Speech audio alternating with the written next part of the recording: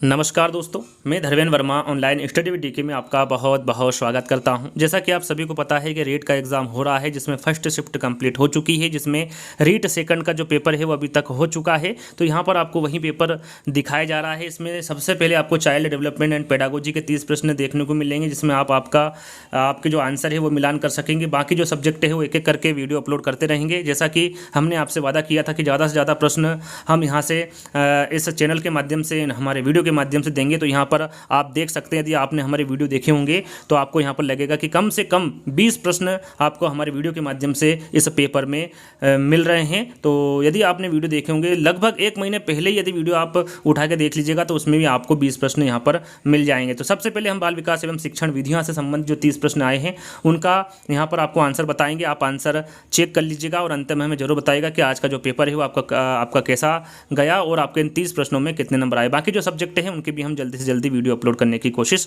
करेंगे। तो पहला प्रश्न आया है कि शिक्षा के अधिकार अधिनियम 2009 में शिक्षक के लिए प्रति सप्ताह न्यूनतम कार्य घंटों की संख्या क्या है। सरल सा प्रश्न है, सभी को इसका आंसर पता है और काफ़ी बार इस आंसर को हमने बताया भी है। कितने घंटे होगा? 45 घंटे। सी वाला विकल्प आपका सही होगा।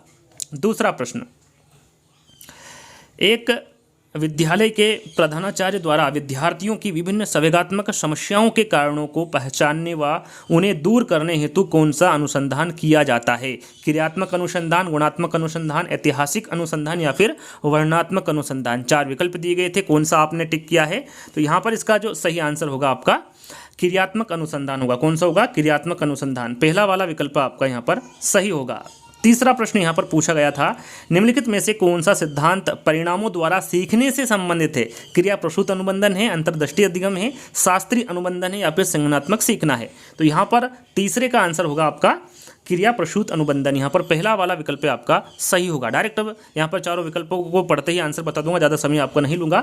चौथा प्रश्न यहाँ पर पूछा गया था कि जब हम वर्तमान स्कीमा का प्रयोग बाह्य जगत के विश्लेषण हेतु करते हैं तब उसे कहा जाता है। क्या कहा जाता है? आत्मसातीकरण, संबंध, अनुकूलन या फिर संतुलन। इसके बारे में आपको हमने बहुत बार बताया है। राइट आंसर आपका होगा आत्मसातीकरण। यहाँ पर पहला वाला विकल्प आपका सही होगा। पाँचवा प्रश्न, निम्नलिखित में से कौन सी प्रक्षेपी परीक्षण की विशेषता नहीं है? इसके बारे में भी हम आपको बता चुके हैं। अस्पष्ट उद्दीपक है, अनुक्रिया की स्वतंत्रता है, व्यक्तिपरक प्रत्यक्षण है या फिर वस्तुनिष्ठ व्याख्या है? तो यहाँ पर आपका राइट आंसर होगा वस्तुनिष्ठ व्याख्या। यहाँ पर फोर्थ वाला विकल्प आपका सही होगा। छठा प्रश्न, निम्नलिखित में से कौन सी विशेषता प्रतिभावान शिक्षार्थी की नहीं है? प्रश्न को आपने ध्यान से पढ़ लिया होगा, 4 विकल्प आपको दिए थे। प्रश्न पढ़कर मैं इसका आंसर बताऊंगा। इसका आंसर होगा, यदि कक्षा की गतिविधियां अधिक चुनौतीपूर्ण नहीं होती तो वहां कम प्रेरित अनुभव करता है और उब जाता है। यहाँ पर पहला वाला जो विकल्प होगा, यह जो विशेषता है ये प्रतिभावान शिक्षार्थी की होगी। तो पहला वाला विकल्प आपका सही होगा। 7वां प्रश्न पूछा गया था कि विशेष आवश्यकता वाले बच्चों को शामिल करना है एक वास्तविक लक्ष्य है। विद्यालयों पर भार बढ़ा देना शिक्षण के प्रति दृष्टिकोण, विषय वस्तु और धारणा परिवर्तन की अपेक्षा रखता है। जिनमें अक्षमता ना हो उन बच्चों के लिए हानिकारक। 4 विकल्प हैं, इसमें से आपने सही आंसर क्या लगाया है जल्दी से कमेंट्स के माध्यम से बता सकते हैं। इसका सही आंसर होगा शिक्षण के प्रति दृष्टिकोण, विषय वस्तु और धारणा परिवर्तन की अपेक्षा रखता है। यहाँ पर तीसरा वाला विकल्प आपका सही होगा। चलिए, 8वां प्रश्न पूछा गया है कि समस्या समाधान नहीं है, लक्ष्योन्मुखी है, एक कौशल है जो सीखा जा सकता है, जिसका अभ्यास किया जा सकता है, समझ और क्रमिक चरणों के प्रयोग पर आधारित है, संगीत संबंधी योग्यता के बारे में है। तो राइट आंसर आपका क्या होगा? फोर्थ वाला, संगीत संबंधी योग्यता के बारे में है, यह समस्या समाधान नहीं है। चलिए, 9वां प्रश्न पूछा गया है कि प्रासंगिक अंतर्बोध परीक्षण व्यक्तित्व को मापने की आत्मनिष्ठ विधि है, वस्तुनिष्ठ विधि है, प्रक्षेपी विधि है या फिर प्रयोगात्मक विधि है? इस प्रश्न को भी हमने काफ़ी बार आपको कराया है। राइट आंसर आपका यहाँ पर होगा प्रक्षेपी विधि। कौन सी होगी यहाँ पर? प्रक्षेपी विधि। यहाँ पर तीसरा वाला विकल्प आपका सही होगा। 10वां प्रश्न, निम्नलिखित में से कौन सा सृजनात्मकता की ओर ले जाता है? प्रश्न 10वां है, निम्नलिखित में से कौन सा सृजनात्मकता की ओर ले जाता है? सावेकिक चिंतन, अपसारी चिंतन, अपसारी चिंतन या फिर अहमवादी चिंतन? यहाँ पर आपका राइट आंसर होगा अपसारी चिंतन। सृजनात्मकता की ओर कौन ले जाता है? अपसारी चिंतन ले जाता है। यहाँ पर तीसरा वाला विकल्प आपका सही होगा। यदि बालक की वास्तविक आयु 13 वर्ष हो और मानसिक आयु 14 वर्ष हो तो बुद्धि लब्धि क्या होगी? सभी को इसको निकालना आता होगा, सभी ने राइट आंसर लगाया होगा। बी वाला विकल्प सही होगा, 107.69। ये एक बालक की वास्तविक आयु यदि 13 वर्ष हो और मानसिक आयु 14 वर्ष हो तो उसकी बुद्धि लब्धि क्या होगी? 107.69 होगी। चलिए 12वां प्रश्न पूछा गया है कि सीखने का क्लासिकल कंडीशनिंग सिद्धांत प्रतिपादित किया था। लगभग कुछ समय पहले हमने 60 आपको सिद्धांत दिए थे, उसमें से काफ़ी सिद्धांत इसमें से पूछे गए, जितने भी सिद्धांत हैं उसी में से पूछे गए हैं। तो 12वां प्रश्न का आंसर क्या होगा? यदि आपने वो 60 सिद्धांत देखे होंगे तो आसानी से आंसर वहाँ पर लगा दिया होगा आपने एग्जाम में। स्किनर है, पावलाव है, थांडाइक है या फिर कहलबर्ग है।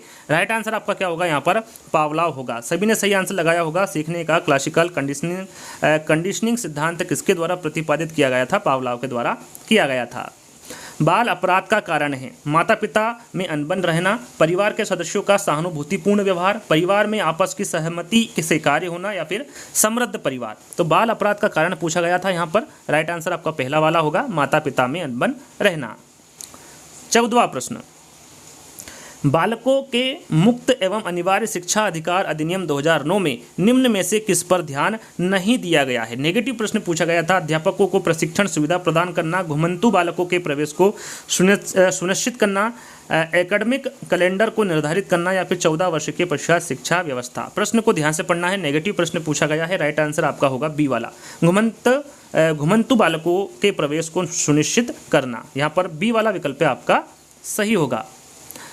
15वां प्रश्न है कि निम्न में से कौन सा चरण शोध को क्रियात्मक अनुसंधान बनाता है? उपकल्पनाओं का निर्माण, प्रोग्राम का क्रियान्वयन एवं मूल्यांकन, सामान्यकरण या फिर साहित्य का पुनरीक्षण। तो यहाँ पर राइट आंसर होगा प्रोग्राम का क्रियान्वयन एवं मूल्यांकन। बी वाला विकल्प आपका सही होगा। बट बंडूरा के अनुसार निरीक्षणात्मक अधिगम हेतु 4 परिस्थितियां आवश्यक है। इन परिस्थितियों का सही क्रम क्या है? जो 4 परिस्थितियां हैं इसका सही क्रम आपको बताना था। तो यहाँ पर सही क्रम होगा अवधान, धारणा, पुनरुत्पादन और अनुप्रेरणा। ये जो 4 परिस्थितियां हैं इनका सही क्रम होगा। यहाँ पर तीसरा वाला विकल्प आपका सही होगा।